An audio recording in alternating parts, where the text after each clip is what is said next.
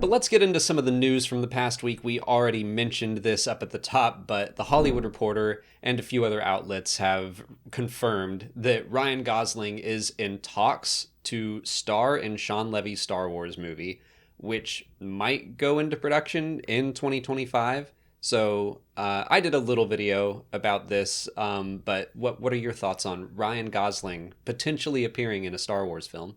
His job is Jedi. Yes. I'm psyched by this news. It's like his job can still be beach if he's a shore trooper. True. I'm excited by this news because looking back at the movies that he's done in like the past several years, I feel like I've really, really liked all of them.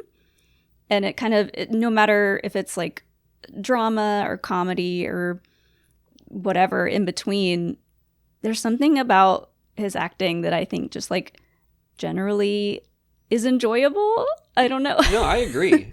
He is a very good actor. He handles a lot of different genres.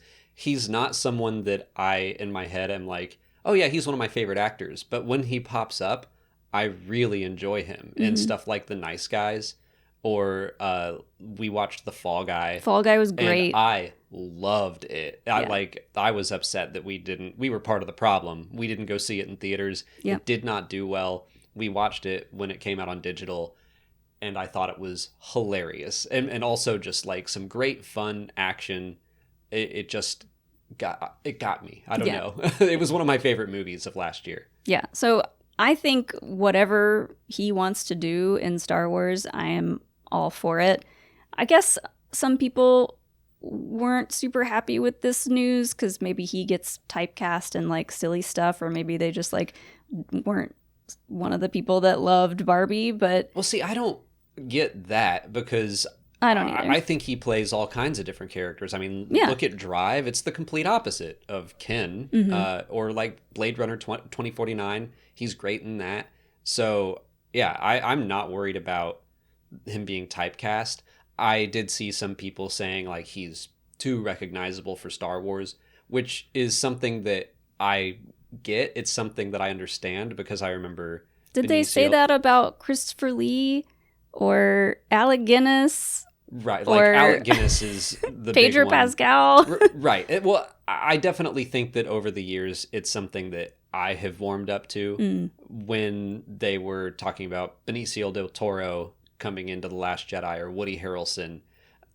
To me, a little bit of that, I was like, man, they are, like, I would consider them A-listers. They are well-known actors and names, and I'm so used to the stars being Mark Hamill, Carrie Fisher, Harrison Ford, who at the time were much smaller, and John Boyega, Daisy Ridley, like, they were up-and-comers when The Force Awakens came out. I think I knew Boyega from Attack the Block, great movie.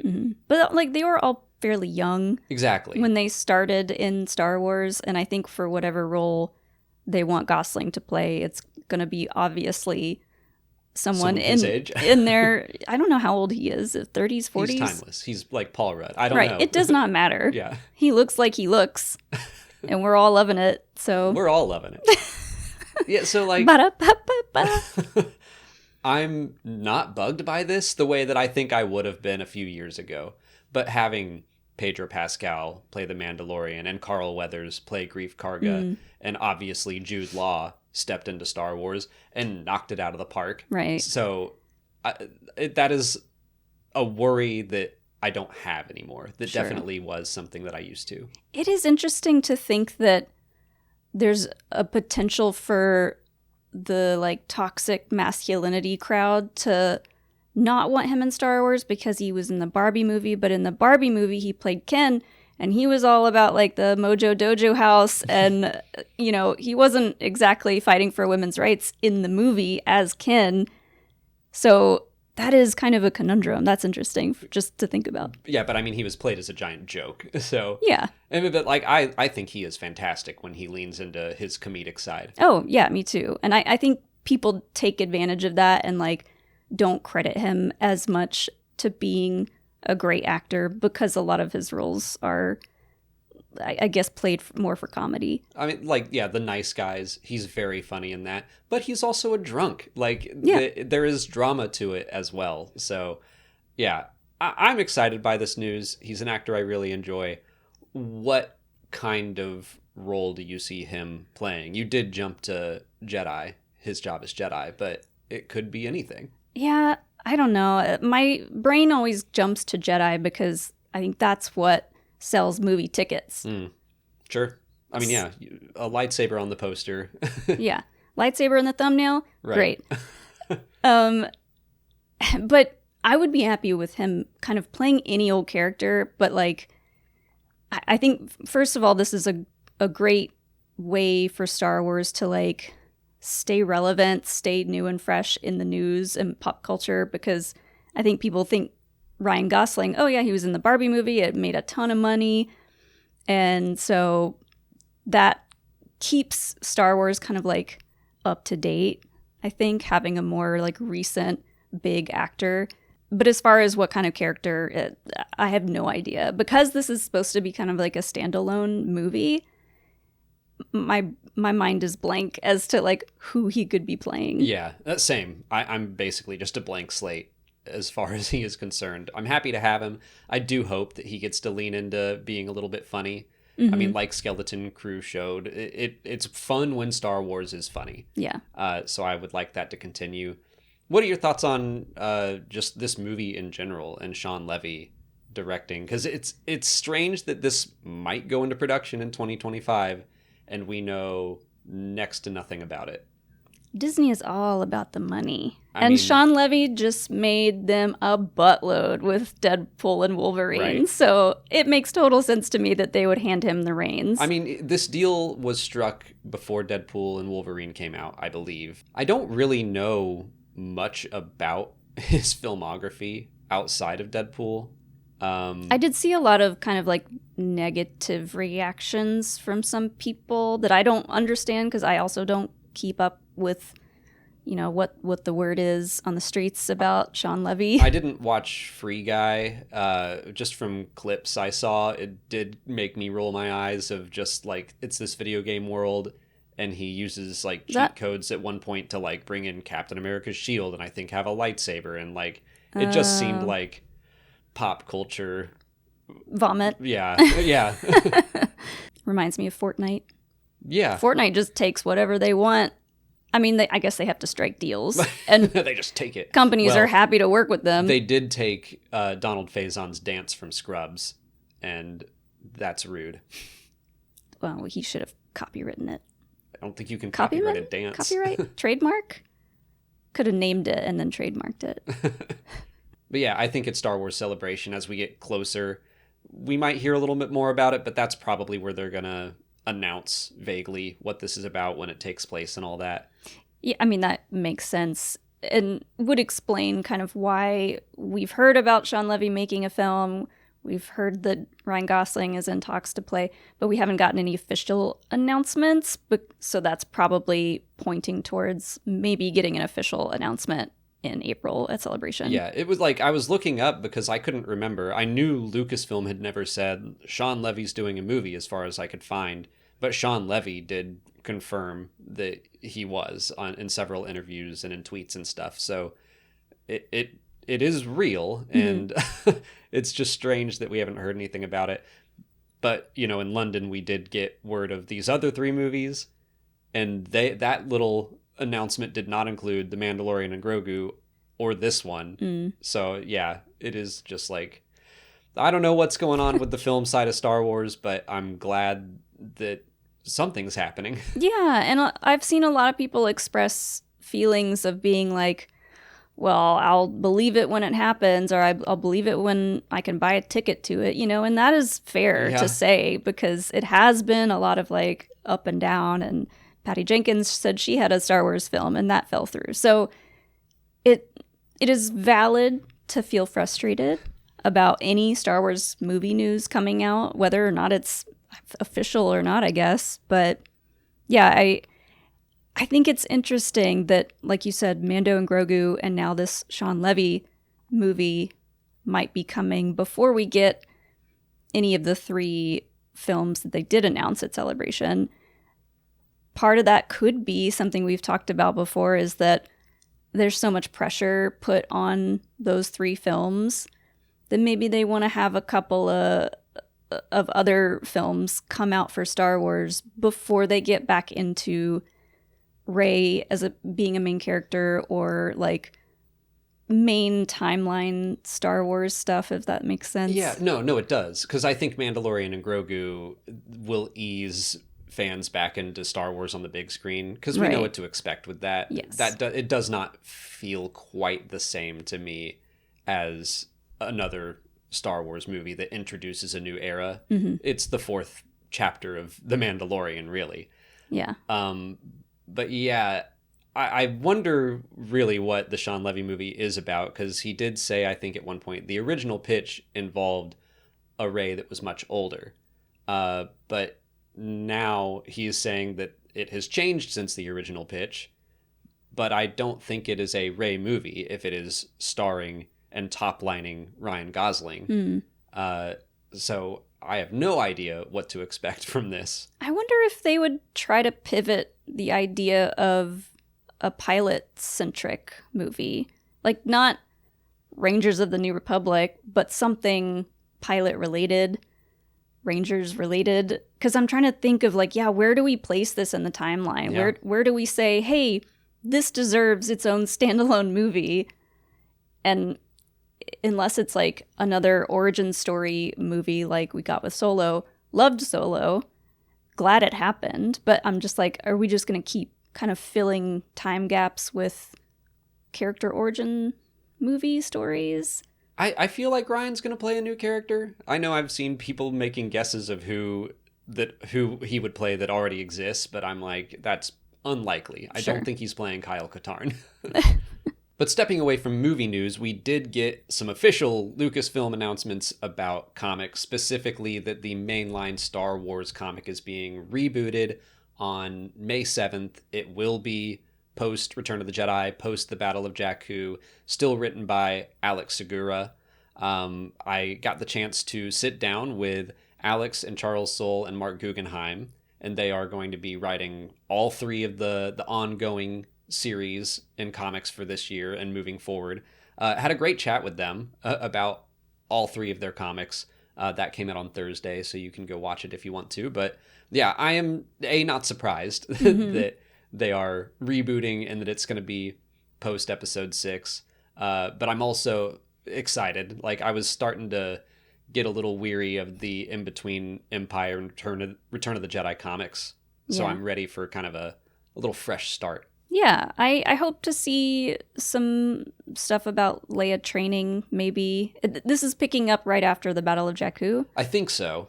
And yeah, like you mentioned Leia training, and they haven't super nailed down when that happened. I think one of the Rise of Skywalker visual dictionaries said that it happened basically in between the Battle of Endor and the Battle of Jakku. But they might be fudging those numbers, I think. I feel like they might shift that away from what the visual dictionary said and instead be like, she trained a bit after Ben's birth. Yeah. And then, which I like that better. I think that makes more sense to actually give her some time rather than like she trained for a month or 2. Yeah, I like that better also because we would get to be seeing a new mom train as a Jedi. Like, that is something we've never seen before. And it would be difficult. Like I would understand why she would be like, I'm going to focus on being a mother and a politician instead of a mother, a politician, and a Jedi. I mean, if anyone were to have it all, it would be Leia, but she is allowed to not want it all. But yeah, in general, that is a very wide open space. I know I've thrown out the idea a lot of like, let's do some stuff with Luke and Lor Santeca. The final issue of Charles Soule's Star Wars run included a little bit with Lor Santeca. Luke like sees not him. He goes to this planet that basically he can communicate with anyone else who's ever been to that planet. Oh, is that the Elzar Man one? Yes. Yeah. But while he's there, the planet shows him this person named Lor Santeca that he's never met before, but he kind of suggests, like, we'll see each other someday. Mm-hmm. So maybe that was a tease for, like, Luke and Lor in this reboot. I like that. I would like to see what they got up to, what their adventures taught them. And this is like an 8-year period before the stuff that happens in The Mandalorian begins. So wow, yeah. Yeah, it's much more open than the first canon Star Wars Marvel run took place over the course of 3 years. The second one had almost as many issues and took place in 1 year. But now this is just like wide open space. We might see... do we know how young Ben was before he started like showing signs of being able to use the Force? I'm trying to remember. I think Last Shot, the novel, is the only time that we could have heard anything about it. I'm sure they knew that he was Force sensitive pretty early. Yeah.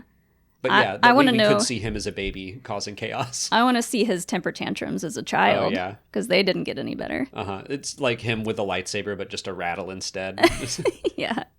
We're going to talk about the final Battle of Jakku comic in a little bit. I will say I wasn't a fan of that series. It just did too much and bounced around too much. But I am still excited to have Alex Segura take the reins here. I'm not familiar with his other comic work. I've heard that it's good. I've seen people express enthusiasm that he's getting the chance to do an ongoing series instead of Jakku. To me, I wonder if they were just trying to very quickly like cram a bunch of stuff into 12 issues to catch comic readers up who maybe hadn't read the Aftermath trilogy.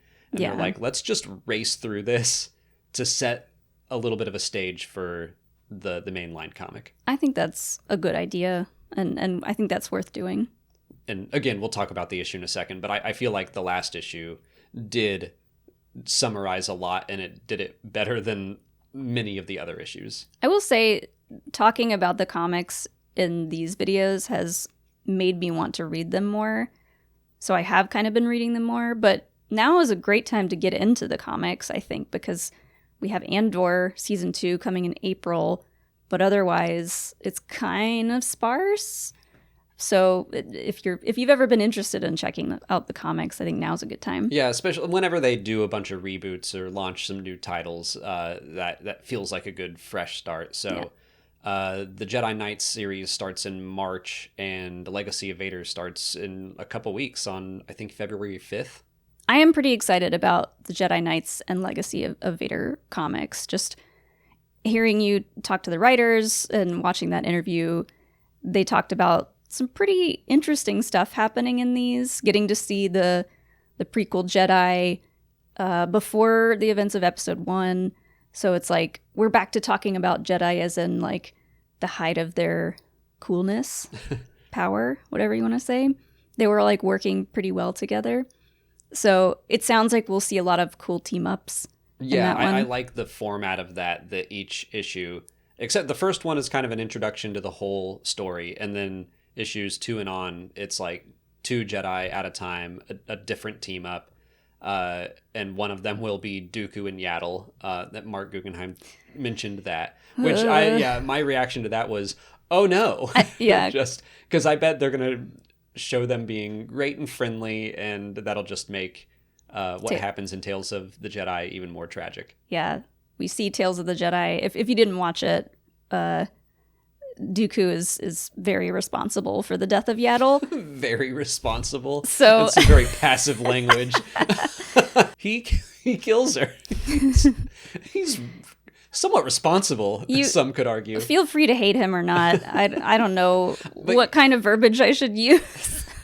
But yeah, I bet he's going to be a lot more likable in these. I mean, like it is like watching Tales of the Jedi, where he was a good Jedi that struggled with all the corruption around him. Yeah. Like made him relatable, made his fall and the death hit harder. The death of Qui-Gon really messed him up. Mm-hmm.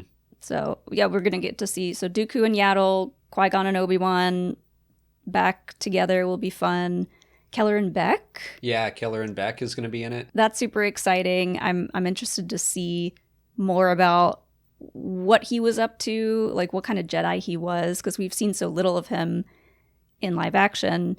All we really know is that he took on the most important job of saving Grogu. Saving Grogu.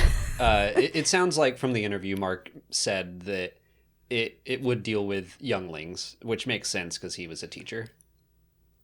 Are we going to see Grogu in this comic? You never know. A little tiny baby at the Jedi Temple. He would have been like 10 at this point, so he'd be like that big. I don't know how they grow, but I mean, if he's this big when he's 50, 10 years old, this is big. He's not going to be doing much, I guess, at that point if he is there, but one can hope and dream. And while we're dropping nuggets from that interview, Charles Soule mentioned one of the Kylo Ren arcs is that he is going to, after what happened with Luke, he decides he needs to continue to face Jedi. So who knows if he successfully finds one or not, but Soule said that Kylo Ren will go looking for any Jedi who survived Order 66 way into this era, which is kind of crazy. Yeah, I love the idea that Kylo Ren has blue balls for not actually being able to fight Luke, and he's got to go find a Jedi to kill. I mean, that's graphic, but accurate. I don't know the scientific term. I believe it's boomas. Blue boomas? Yeah. Yeah. No, just boomas. They are blue balls. Oh, okay. I already saw a lot of jokes online about, like, guess he's headed to the retirement homes. You know, like, if any survivors are still around, they'd be pretty old at this point. All but right. there's species that live forever, so that's not necessarily the case. So Charles Soule does like to seed things in his previous works, and it's been a long time. His initial Darth Vader run was 2017, I think. Mm-hmm. But in that run, he did list a few surviving Jedi in there. Oh, yeah. Quinlan Vos being among them. Don't touch him. Oppo Rancisis, Yarl Poof, I believe. So there are some candidates, and Oppo and Yarl are long-lived. Quinlan would be pretty old. I would love to see Oppo fight Kylo Ren. That would be such a crazy team up. That feels like an appropriate comic book confrontation. Yeah. Like, I feel like the people who are reading the comics know who Oppo Rancisis is without needing too much explanation. It would take so much CGI work to show a character like that fighting as a Jedi. It's true. Because he's a giant snake man. Yeah. So that will be, if that is the person that he finds to fight, that'll be exciting. Also, some fun tidbits they said about the Kylo comic, or Legacy of Vader, starring Kylo Ren. Why don't they just call it Star Wars Kylo Ren Legacy of Vader? I don't know. Because they can't not have a Vader comic. Sure. I mean, they have just been doing more and more Vader comics, and Vader's in the corner of every page like, oh no, what's happening over here? He's just watching Kylo like, oh no, don't do that, but this is fun to watch. It's like breaking the fourth wall, like, this again. He thinks he's me. The fact that, so it takes place like immediately after the events of Last Jedi, and we get to see some cool stuff that happens right after that. And then we're seeing Kylo Ren go and visit places like Naboo, which would be cool to see. That's why it's called Legacy of Vader, because he's retracing Vader's history. Yeah. So like, Mustafar, Naboo, other planets. So it'll be cool to see Theed in this time period. And I hear we're going to go see Tatooine, finally. Oh, good. Thank God. We can't have a comic or a TV show or a movie and not go to Tatooine. Nope.